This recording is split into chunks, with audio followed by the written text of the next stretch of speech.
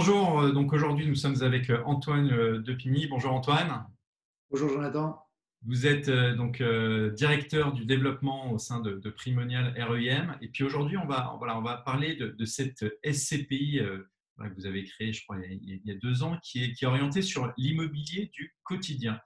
Alors qu'est-ce que c'est que cet immobilier du quotidien? Quelle est la stratégie de cette SCPI? Est-ce que vous pouvez nous revenir un peu sur cette SCPI, Antoine?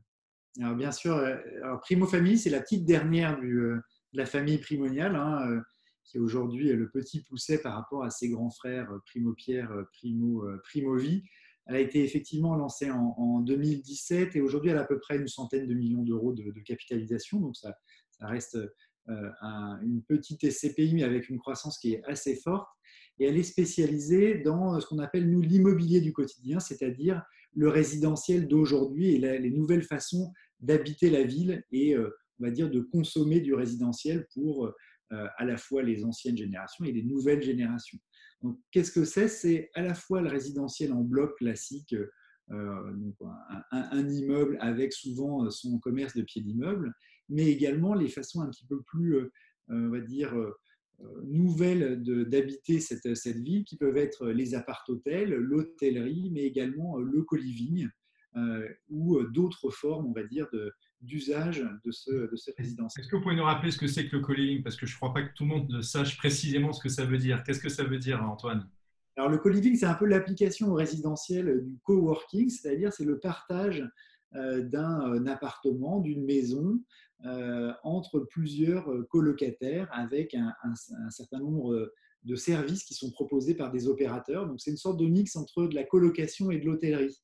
Vous avez un opérateur, donc il y a un certain nombre d'opérateurs là, qui commencent à sortir un petit peu du lot et avec lesquels on est en discussion, voire en partenariat, qui proposent des services. Et donc chaque locataire a une chambre avec en général un certain nombre de services, salle de bain, cuisine, et peut utiliser à la carte des services communs donc qui vont d'une cuisine commune à une salle de cinéma, une salle de sport, des vélos, j'en passe des meilleurs. Et donc on a aujourd'hui un véritable engouement des jeunes générations sur ce mode d'utilisation du résidentiel, puisque ça permet en fait, d'avoir une certaine flexibilité. Souvent, les baux sont plutôt court terme, ils peuvent être annulés de façon extrêmement rapide, mais les gens disposent également d'un certain nombre de services qu'ils n'auraient pas, évidemment, dans la location d'une chambre de bonne ou d'un studio simple.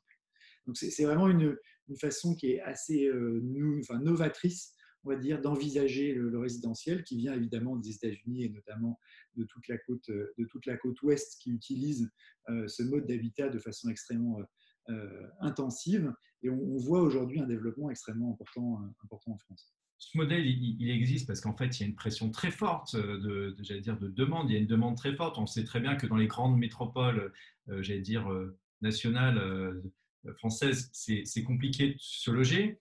Mais vous n'investissez pas que en France, vous investissez de manière pan-européenne. Je crois que vous avez mis en place une sorte de grille de lecture pour pouvoir investir dans les bons secteurs. Comment ça se passe? Exactement, la SCPI Primo Family investit donc dans l'immobilier du quotidien, mais à travers une grille de lecture qui est la métropolisation européenne. C'est-à-dire qu'un certain nombre de villes au niveau européen vont se développer du fait de la pression démographique, du fait de la pression, on va dire, des bassins d'emploi qui vient augmenter et renchérir le prix de l'immobilier pour les usagers. Et donc, très clairement, on a fait ce qu'on appelle un Eurocity Ranking qui est disponible sur le site internet de Prem, qui classe les villes européennes et les villes françaises, évidemment, hein, selon un certain nombre de critères démographiques, d'emploi, de croissance, et nous permet, nous, en fait, d'ajuster au mieux nos critères d'investissement. Donc, effectivement, la SCPI Prime Family investit partout en Europe et on a aujourd'hui commencé avec une présence qui est assez parisienne, première couronne, mais avec des premiers investissements dans le Benelux, en Espagne, en Italie, en veillant à chaque fois à respecter ces critères de métropolisation. Et effectivement, comme vous le disiez, finalement, les critères qui s'appliquent au co-living sont les mêmes qui s'appliquent à du résidentiel classique en bloc, voire même à des appart-hôtels ou à de l'hôtellerie. Vous avez évoqué déjà beaucoup de points forts sur cette SCP. Est-ce que vous en voyez d'autres, Antoine?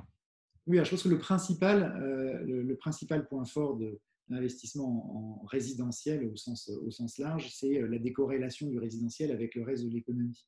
Vous savez que la pression démographique, et ce dont on parlait à l'instant, n'est pas prêt de s'arrêter. C'est un mouvement de fond qui a commencé il y a une cinquantaine d'années et qui continue aujourd'hui à s'intensifier. Et donc, il est probable, et voire quasi certain, que les grandes métropoles européennes vont voir le prix de l'immobilier continuer à augmenter et donc la demande continuer à augmenter, quelles que soient les crises. On l'a vu là aujourd'hui, on commence à voir les premiers signes du post-Covid-19 et on ne voit pas de signes annonciateurs d'un krach boursier sur l'immobilier résidentiel dans les grandes métropoles européennes.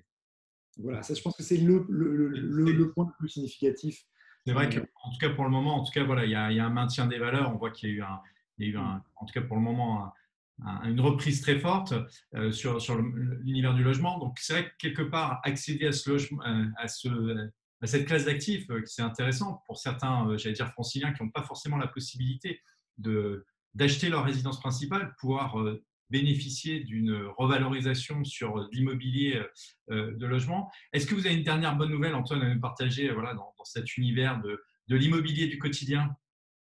Alors, je pense que la bonne nouvelle, c'est que la stratégie de Primo Family est une stratégie un petit peu double. C'est à la fois de proposer du rendement récurrent aux porteurs de parts, et donc ce qui est plutôt un aujourd'hui récurrent assez élevé, puisqu'on a plutôt distribué autour de 4% historiquement, et qu'on a l'ambition de maintenir ce niveau de distribution. Et ça, c'est assez inédit dans le monde du résidentiel.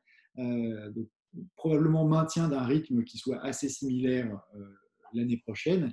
Et l'autre partie, l'autre promesse, c'est de bénéficier de façon mutualisée, comme vous le disiez, de l'augmentation des prix de l'immobilier au niveau européen. Et l'autre bonne nouvelle, c'est qu'aujourd'hui, on ne voit pas, en tout cas, d'éléments significatifs qui viendraient contraindre ces deux stratégies. Et donc, on est assez confiant dans la poursuite de cette double stratégie, donc à la fois revenu et on va dire valorisation. Et potentielle revalorisation, voilà. Sachant que c'est important, on le rappelle aux investisseurs, les performances passées ne préjugent pas des performances futures. La SCPI reste un produit qui a des risques, hein, on sait, on le rappelle, le dividende n'est pas garanti, la valeur de la part peut évoluer à la hausse comme à la baisse, et on n'est pas sur un produit qui est liquide. Mais bon, il y a quand même des avantages, et le fait de pouvoir accéder à un immobilier qui est totalement géré et qui offre une performance tout à fait satisfaisante, hein, plus de 4% en moyenne sur les SCPI immobilier d'entreprise l'année dernière. On voit que ça a un intérêt. On rappelle, Primovie est accessible en pleine propriété, en nue propriété, à crédit et également dans le cadre de versements programmés. Merci Antoine Depigny. Donc, je rappelle, vous êtes directeur du développement au sein de Primonial REIM. Et puis, on fera un point prochainement avec vous pour voilà, que vous nous reparliez de cet immobilier du quotidien. Ce n'est pas de l'immobilier de logement, rappelons-le, l'immobilier du quotidien. À bientôt Antoine, merci beaucoup. À très bientôt, merci.